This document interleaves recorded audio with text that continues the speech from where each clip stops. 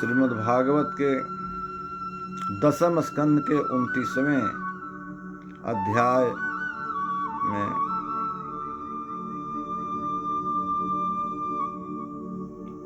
एक अद्भुत और अत्यंत सुंदर बात महाराज परीक्षित ने गुरुदेव सुखदेव जी से पूछा। यह उस समय की बात है जब भगवान श्री कृष्ण की माधुरी ध्वनि को सुनकर गोपियां अपने सभी कर्मों को ही नहीं अपितु सभी धर्मों को, जो मानवीय और दिखावटी धर्म हैं, उन सब को छोड़कर भगवान कृष्ण के पास चल दी। दूध दूहना छोड़ दी, बच्चों का पालन पोषण छोड़ दी, पतियों की सेवा छोड़ दी, किसी की बात नहीं मानी। इन सबको सुनने के बाद महाराज परीक्षित ने कहा कि हे गुरुदेव, गोपियां तो भगवान कृष्ण को अपना परम प्रिय मानती हैं, कांत मानती हैं, पति रूप में मानती हैं, चाहती हैं। तब यह संसार के गुण प्रवाह से उन्हें निवृत्ति कैसे हुई? क्योंकि जो नारायण को जिस भाव से भजता है, उसी भाव को वह प्राप्त होता है। मानव रूप में मानती तो मानव रूप में प्राप्त होते हैं। तो गुण की निवृत्ति, सांसारिक वासनाओं की निवृत्ति आखिर कैसे हुई? कृष्णं विदुः परम कांतम, कृष्णं विदुः परम कांतम, न तो ब्रह्मतया मुने, गुण प्रवाहो परमास तासाम गुण धियाम कथम।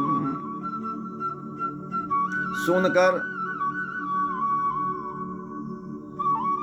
सुखदेव जी ने कहा कि हे राजन, आपका कहना सत्य है, लेकिन आप ये समझिए कि चाहे जिस भाव से, जिस रूप से भगवान का कोई ध्यान करे, वह भगवान को ही प्राप्त होता है। भाव से, कुभाव से, आलस्य से या पति भाव से, काम भाव से, पुत्र भाव से, शत्रु भाव से, जैसे जिस भाव से भी लग जाए, मन लगना चाहिए।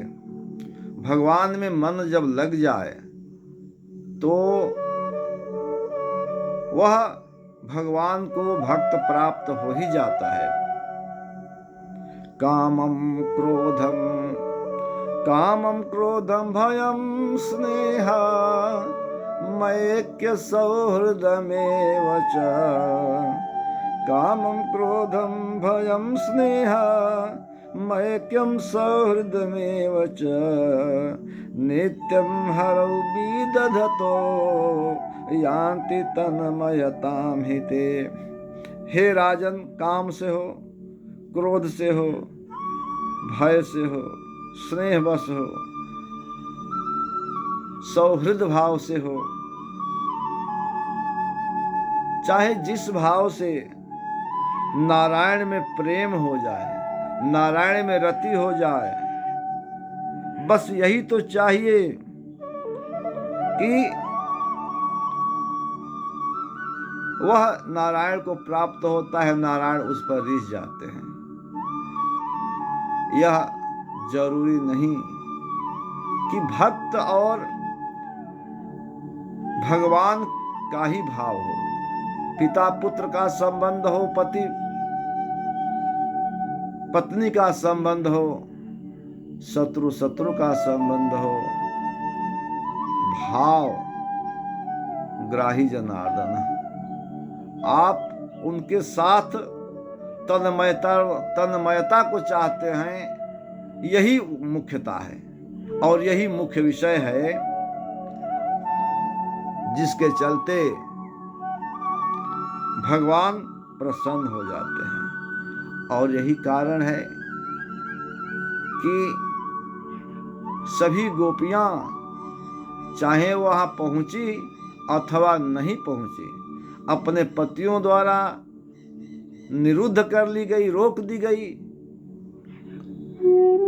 वो सब की सब उसी भगवान को प्राप्त की और नारायण को प्राप्त हुई।